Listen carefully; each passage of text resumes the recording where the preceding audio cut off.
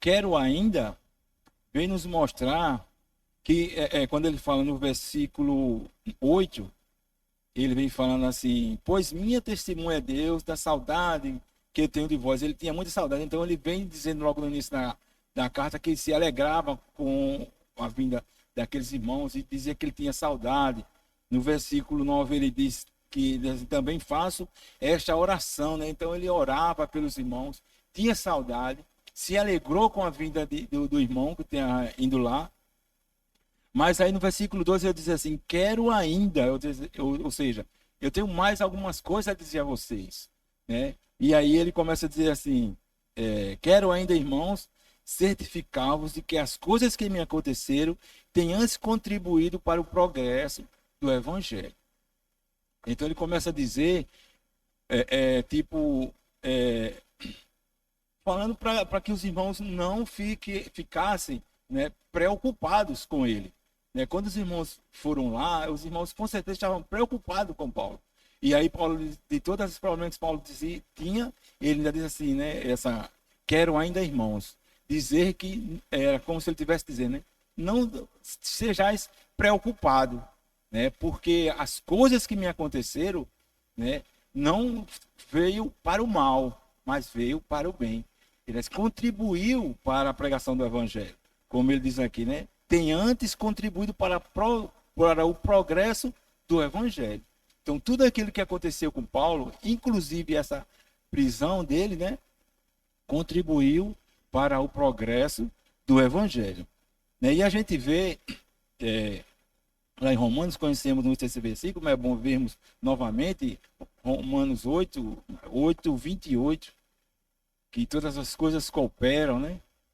Diz assim: sabemos que todas as coisas cooperam para o bem daqueles que amam a Deus, daqueles que são chamados segundo o seu propósito.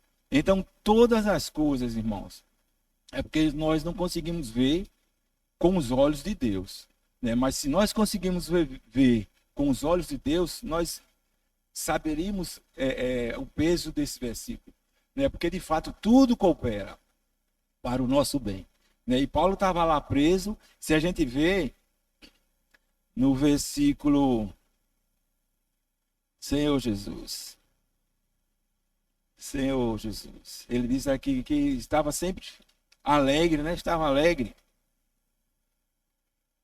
Inclusive ele diz até no versículo que nós já lemos agora, no versículo 18, né? Que ele até se regozijava com a pregação do evangelho. E a gente sabe que esse livro aos Filipenses, a carta, né, aos Filipenses, ele sempre está falando sobre isso, que ele está feliz. Então, mesmo na situação de estando preso, mas Paulo estava feliz, né? Não por causa da situação, mas por causa que ele estava com Cristo. E lá na prisão, né, em certo sentido, ele pôde fazer mais do que ele faria se estivesse livre, né? Porque a gente vê que lá na prisão ele escreveu a carta aos Filipenses, carta a Filemon, né? Ele escreveu também a carta aos Colossenses, né? E a carta aos Éfesos, né? A carta de Efésios.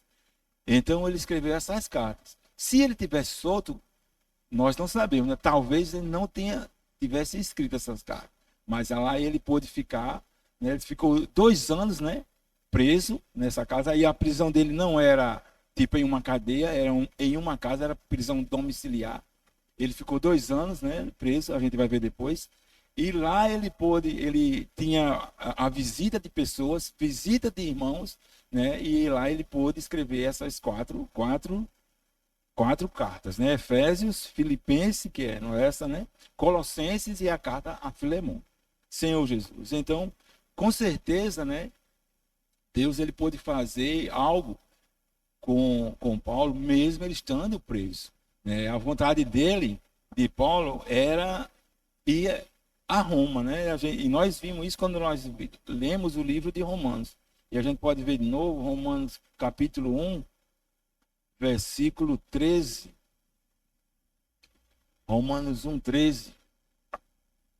Diz assim: porque não quero, irmãos, que ignoreis que muitas vezes me propus aí ter convosco, no que tenho sido até agora impedido, para conseguir igualmente entre vós algum fruto, como também entre os outros gentios. Quando ele diz aqui, no que tenho sido até agora impedido, era porque ele estava ocupado, né, nas cidades, né, pregando, né, nas sinagogas. Então ele era impedido por falta de tempo, né? E ele tinha muita vontade de ir conhecer os irmãos, né, ter a convivência, né, com os irmãos. E a gente vê isso também no capítulo 15 de Romanos, ainda.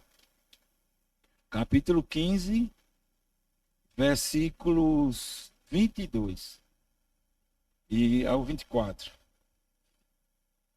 15, 22 ao 24. Vou ler aqui, está perto. Diz assim: esta foi a razão porque também muitas vezes me senti impedido de visitá-los. Ele diz acima, né, que estava sempre ocupado. Aí ele diz no 23, mas agora, não tendo já campo de atividade nessa região, ou seja, eu já fui todas as cidades, já visitei, já os irmãos, quem tinha que levantar algum lugar, igreja, já levantou, então não tenho mais aonde ir. Aí ele diz assim, nessa região, né, e desejando a muito visitá-los, penso em fazê-lo quando em viagem para a Espanha, pois espero que de passagem estarei convosco, e que para lá seja por vós encaminhado, depois de haver primeiro desfrutado um pouco da vossa presença. Então a vontade de Paulo foi sempre ir lá em Roma, né? E aqui ele diz assim que agora não tinha mais cidades para ele ir, que o campo que ele tinha feito já tinha ido todas as cidades, então ele poderia ir. E a vontade dele era que lá ele tivesse comunhão com os irmãos e de lá alguns irmãos encaminhassem ele até a Espanha, quando ele fosse de passagem, né? Mas aí a vontade dele não aconteceu. Então, 5 anos depois, né, acontece, mas não do jeito que ele queria.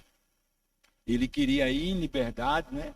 Queria ir de uma maneira, e o Senhor move aquela situação lá no livro de Atos, né? Que ele é preso, e aí a gente sabe toda a história, e por fim ele pede para ser julgado por César. E pelo direito romano que ele tinha. Então, quando ele pede para ser julgado por César, ele é levado a Roma encarcerado, né? Ele estava lá não mais da maneira que ele queria, mas estava lá. O Senhor levou ele, mas não da maneira que ele quis. Então, isso trazendo para nós hoje, né, de repente a gente quer algo, né? O Senhor ele pode dar, o Senhor pode fazer, né? Mas aí o Senhor também pode não querer aquilo que a gente quer, ou não querer aquilo da maneira que nós queremos. Um exemplo prático que a gente pode ter se você vê uma criança com uma faca na mão, né, a criança 3 anos, 5 anos, então você sabe do perigo iminente que aquela criança está na mão. Então você a vontade da criança está com a faca, mas o pai ou o tutor vai fazer alguma coisa para tomar essa faca da criança. Então ele vai dar algo melhor, né, um brinquedo ou uma comida, alguma coisa que distrai a atenção daquela criança. Então a criança não vai saber o motivo e vai achar, vamos dizer assim, até ruim, mas os pais sabem. Então o Senhor sabe de todas as coisas. O Senhor sabe o que poderia acontecer se Paulo fosse, né, lá em Roma. Né? Talvez, como eu falei antes, ele não tivesse escrito essas cartas que hoje tanto nos ajudam. Né? Talvez ele não tivesse alcançado tantas pessoas na própria cidade de Roma, que nós conhecemos, e que a gente vai ver depois, que algumas pessoas se converteram, né, por causa dessas idas até lá, nessa casa onde Paulo estava preso. Né? Senhor Jesus. Muitas pessoas se converteram. Senhor Jesus. Então, os nossos planos, às vezes, não é o plano de Deus. Né? Nós temos apenas que confiar naquilo que Deus tem para cada um de nós. Né? Tem aquela história que o pessoal tem falado hoje, né? Que até tem virado moda, né? Que Deus está no controle. Mas muitas vezes a gente não vê assim, né? Mas precisamos ver assim, que Deus ele está ele sabe de todas as coisas. Ele já viu o final do filme, né? Ele sabe o que vai acontecer na próxima esquina, o que vai acontecer conosco, né? Na próxima virada que nós entramos, né? Senhor Jesus, ele já viu tudo, já sabe de tudo. Então precisamos apenas crer em nosso Deus e confiar, né? Confiar em nosso Deus. Lá em Provérbios 16, versículo 1 e 2. Provérbios 16, 1 e 2. Diz assim: o coração do homem pode fazer planos, mas a resposta certa dos lábios vem do Senhor. Então, nós podemos, não é errado fazermos planos, não é. Inclusive, Tiago fala isso, né? O versículo 2, Maria. Todos os caminhos do homem são puros aos seus olhos, mas o Senhor pesa o espírito. O Tiago, né, lá no Novo Testamento, ele fala assim, né? Se, né, o Senhor permitir, faremos isso e aquilo. Então, tudo depende do Senhor, né? Senhor Jesus. O versículo 9, Maria, do mesmo capítulo, diz assim: o coração do homem traça os seus caminhos, mas o Senhor lhe dirige os passos. Nós podemos ver, assim, fazermos, né, nossos planos, mas o Senhor quem vai conduzir os nossos passos. É o Senhor quem vai nos direcionar. É o Senhor que nos vai estar conosco, né, dando a direção. E o que nós temos que fazer é seguir essa direção de nosso Deus. Senhor Jesus. Nós temos, né, que olhar com a perspectiva de Deus. Isso é um pouco difícil, mas precisamos, né, olhar com os olhos de Deus. Se nós conseguíssemos isso, né, conseguirmos, né, Senhor Jesus. Oh, Senhor Jesus. E o que a gente tem que fazer é assim, não dar ênfase aos nossos problemas, mas o resultado que Deus tem mostrado. Se o Senhor tem mostrado um resultado bom, não importa a situação. Se o Senhor tá sendo proveitoso para nós, para o nosso crescimento, está sendo proveitoso para a igreja, está sendo proveitoso para Deus, então não devemos dar ênfase aos problemas, mas ver o propósito, né? Ver se aquilo está sendo de fato bom para nós, né? Senhor Jesus. E Paulo, a gente vê assim, quando ele fala, que ele diz assim, o 12 ainda, né? O finalzinho diz assim: certificava de que as coisas, Filipenses, o Filipenses 1:12, diz assim, né? Querem irmãos, certificados de que as coisas que me aconteceram têm antes contribuído para o progresso do Evangelho. Quando ele diz isso, ele não quer, assim, falar apenas da prisão, mas de todas as coisas que aconteceram com ele. A gente vê isso em 2 Coríntios 11, o versículo 24 ao 27.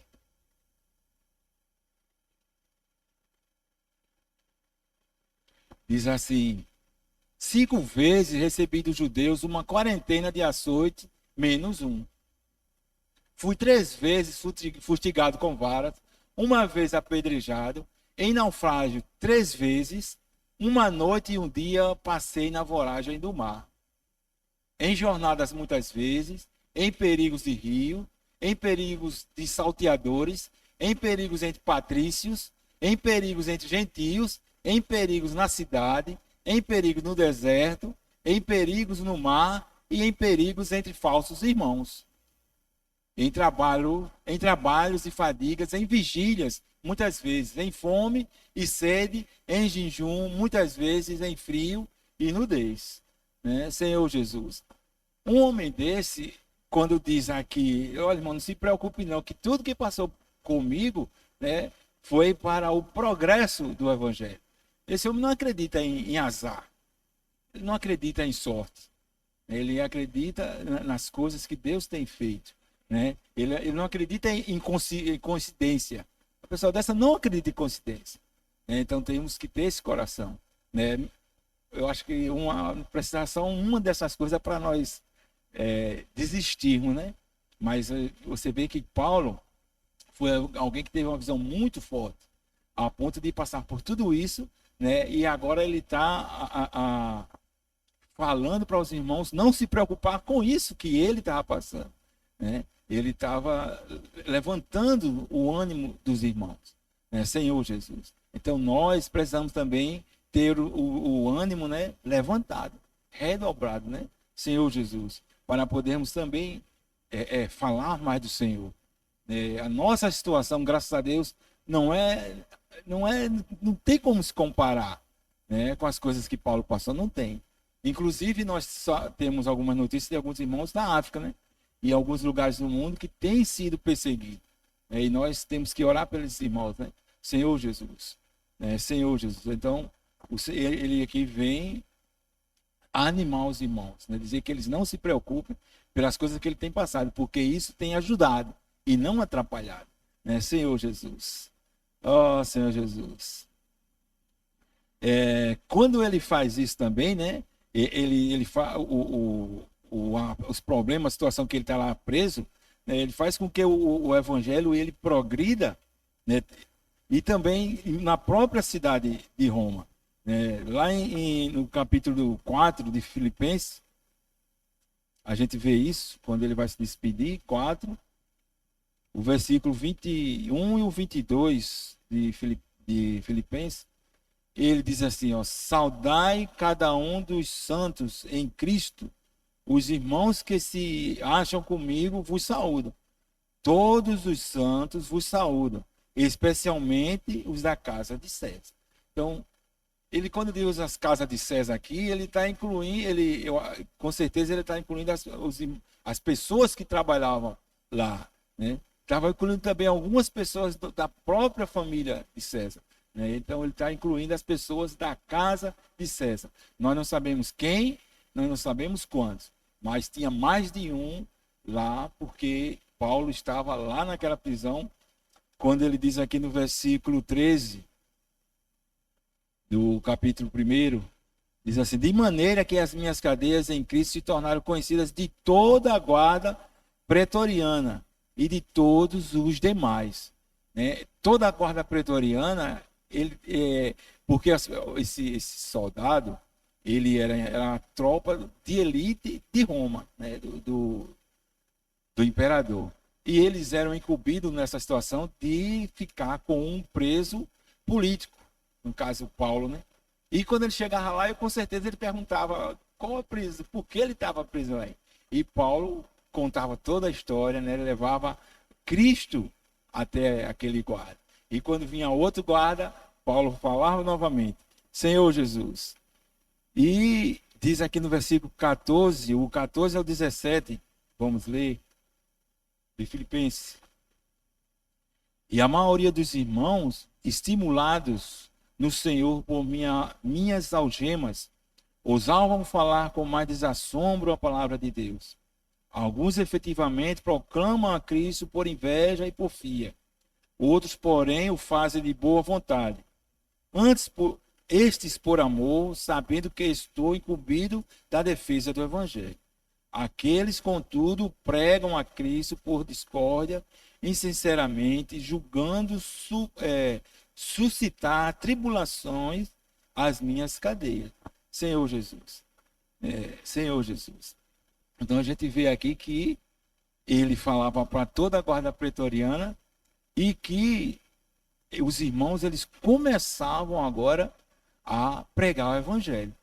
Quando Paulo chegou lá, que os irmãos conheciam por falar, né, eles sabiam da história de Paulo, e diziam assim, ora, ele está lá pregando, ele não está triste, ele não está desanimado, a gente vai lá, ele fala conosco, nos anima. Então os irmãos também se animaram a pregar o evangelho. Então, as pessoas começaram a receber, a ouvir a palavra de Deus, não só através de Paulo, que estava lá, tendo comunhão com alguns irmãos, com algumas pessoas, com os guardas, né? E com os demais, como ele fala. Mas também os próprios irmãos na cidade de Roma também começaram a pregar o evangelho a outras pessoas, e aí, vamos dizer assim, houve um reavivamento. Os irmãos começaram de fato a pregar, como ele diz aqui, né? Diz assim o 14, e a maioria dos irmãos estimulados no Senhor. Né? E aqui é interessante perceber que assim, não foi o estímulo do próprio Paulo, mas ele diz aqui que é estimulados no Senhor. Então, para pregarmos o evangelho, né, o melhor pregador, o melhor, com a mais bonita palavra, né, não consegue fazer com que os irmãos sejam estimulados a pregar o evangelho. Mas quem pode nos estimular a pregar o evangelho é o Senhor. Então, o que nós precisamos fazer é nos entregarmos ao Senhor para que Ele possa, né, estimularmos a pregar o evangelho. Né, como ele diz aqui, né, estimulados no Senhor. Aí diz assim, ousando falar por mais desassombro a palavra de Deus. Essa palavra desassombro também pode ser traduzida como sem medo. Os irmãos, eles, nessa época, tinha o Cláudio, né, tinha um dos Césares, né, estava perseguindo os judeus e alguns cristãos, colocando eles para fora, porque tinha um tal de Crestos, né, que estava fazendo uma rebelião contra os romanos, né? E esse Crestos, né, essa história, não tem na Bíblia, né? É a história que alguém escreveu e é real. Só que alguns irmãos acham que esse Crestos não é, a pessoa escreveu errado, a pessoa que escreveu, né? E era Cristos, né? Então essa rebelião, o que era justamente o evangelho. Então o evangelho estava sendo pregado e eles já achavam que estava fazendo uma rebelião. E então os irmãos já estavam sendo perseguidos. Mas aí os irmãos agora, eles sem desassombro, né? Ou sem medo, estavam começando a pregar o evangelho novamente, né? Senhor Jesus. Os irmãos, eles foram reavivados, né? A pregar o evangelho novamente, mesmo sendo perseguido, né? Senhor Jesus. O versículo 15, ele diz assim, alguns efetivamente proclamam a Cristo por inveja e porfia, outros, porém, o fazem de boa vontade, né? E ele diz assim, estes, os que fazem por boa vontade, né, por amor, sabendo que estou incumbido da defesa do evangelho. Aqueles que faziam por inveja e porfia, né, contudo pregam a Cristo por discórdia, insinceramente, julgando suscitar tribulações nas minhas cadeias. Alguns irmãos acham aqui, que eu também creio que seja isso, que isso seria alguns irmãos na cidade de Roma que tinha eram os líderes que quando Paulo chegou lá, né, começou a abafar a liderança deles, mesmo estando preso, né, porque Paulo, ele pregava para as pessoas que não tinham vida de Deus, né, ele ensinava aos irmãos que tinham vida de Deus, e talvez esses irmãos estivessem sendo abafados ou apagados. E aí eles começavam a pregar também para que as pessoas de alguma maneira pudesse aumentar, né, essas cadeias de Paulo, de alguma maneira, né? Então a gente vê que tinha aqueles que pregavam por amor, né, e tinha esses que provavelmente seriam esses líderes, né, ou alguém que estava em exceção de ser, e que estava sendo abafado. E quando ele pregasse, ele achava que talvez isso fosse aumentar o castigo de Paulo, né?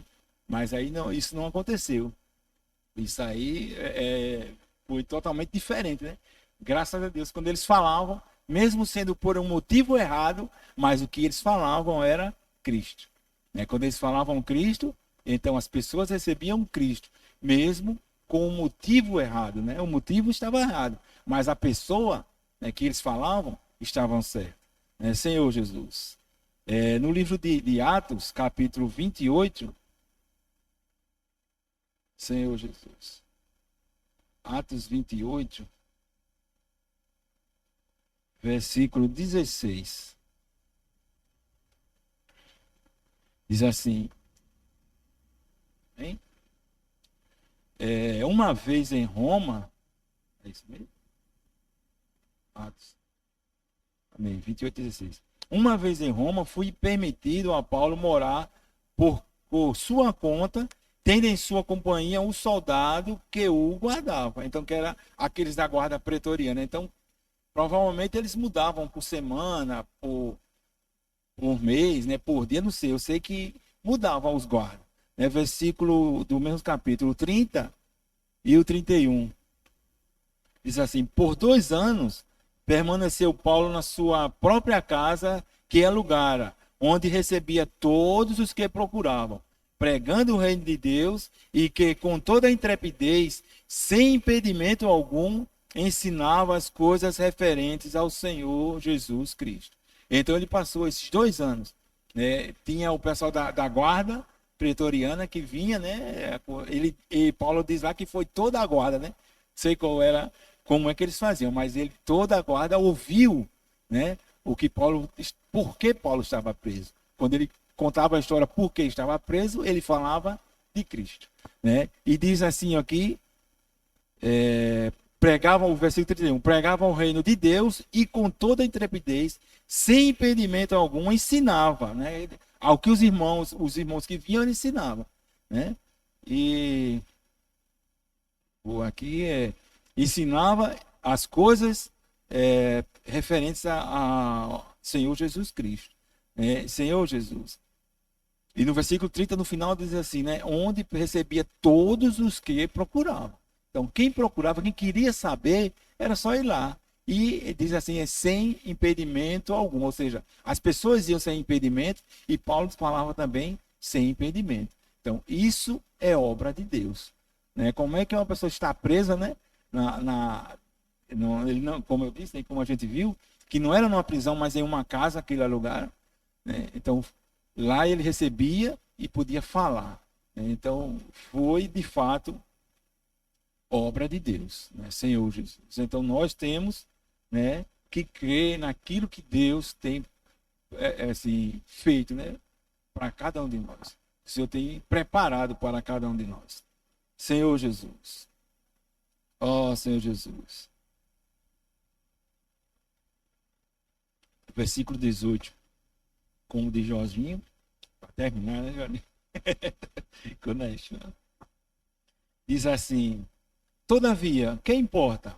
Uma vez que Cristo, de qualquer modo, está sendo pregado, quer por pretexto, quer por verdade, também com isso me regozijo. Sim, sempre me regozijarei. Senhor Jesus. Então a gente vê aqui que, de repente, eu já vi, né? E a pessoa pode até usar esse versículo aqui, dizer assim, que importa, né? Se Cristo está sendo pregado, então pode ser pregado de qualquer jeito. E aí a gente vê isso hoje em dia, né? Tem até, eu vi isso o ano passado, e esse ano provavelmente vai ter. O ano passado não, uns 2 anos atrás, né? Aquele bloco, né? Para Cristo, né? Bloco cristão. Aí tem boate cristã, igrejas cheias de escuras, né? São João para Cristo, né? Senhor Jesus. Tem tanta coisa, né? Eles usam esse pretexto, talvez eles usam até esse versículo, né? Mas ninguém importa, né? Se Cristo está sendo pregado, né? Então tá bom, né? Mas Paulo não está dizendo isso, que tem que ser Cristo pregado de todo jeito e de qualquer maneira. E de repente, você está falando de Deus, e como dizia aquele pessoal, está falando de Deus. Então tá bom. Não é assim, né? Senhor Jesus. Se a gente vê o que Paulo está falando, ele não está dizendo que tem que ser pregado de qualquer jeito e qualquer maneira. Mas ele diz que era a motivação que estava errada, que era que eles queriam fazer com que Paulo se prejudicasse, né? A motivação que estava errada, mas a pessoa estava certa, né? O versículo 15, ele diz assim: alguns efetivamente proclamam Cristo, né? O versículo 17, aqueles contudo pregam a Cristo por discórdia. Então eles pregavam o quê? Cristo. Então a motivação daquelas pessoas era errada, mas a pessoa que eles pregavam era certa, né? Que era o próprio Senhor. Então não é motivo para as pessoas hoje, né, usar desse versículo, né, de pretexto para justificar as coisas que eles fazem da maneira que eles fazem para a sua própria vontade, porque eles acham bom, né, e traz o mundo para a igreja, né? As pessoas que gostavam de carnaval, elas dizem, não, a gente vai lá ou traz para cá. E aí as pessoas que gostam começam a vir, né? Então, tanto o motivo é errado, como o que eles estão oferecendo é errado. Né? O ano passado teve essa questão do São João para Cristo, né, em João Pessoa, né, numa igreja aí. E eu provavelmente acho que tem em outras cidades também. Então, tem essa questão que as pessoas fazem, né? Tanto o motivo como o que eles estão oferecendo, né? É errado. Então, esse aqui não é um pretexto para eles fazerem isso. Né? Precisamos falar de Cristo. Né? Mesmo se nós estivéssemos, no caso assim, desanimados de repente, né? Estarmos desanimados, vamos dizer assim, não é motivo, né? Não é uma coisa boa. Mas se nós formos, mesmo desanimados, falando de Cristo, isso é bom. Né? Porque não é o que nós estamos sentindo, mas o que nós estamos falando. Precisamos falar de Cristo. Né? A todo momento, né, precisamos falar de Cristo. Senhor Jesus. E nós temos que sermos, né, uma bênção, né, onde quer que Deus nos coloque. Né? Deus nos colocou em determinado lugar, nós temos que ser uma bênção naquele lugar. Temos que ser uma bênção na vida das pessoas. Né? Paulo estava numa cadeia, né? Estava preso, né, lá na sua casa, mas ele era uma bênção para as pessoas que iam. Né? Uma bênção para os soldados que estavam ali por obrigação, para cuidar dele, né, para ele não escapar. Né? Paulo era uma bênção. Então precisamos ser uma bênção, seja lá onde que Deus nos coloque. Né? Precisamos ser uma bênção. Amém. Jesus Cristo é o Senhor. Amém.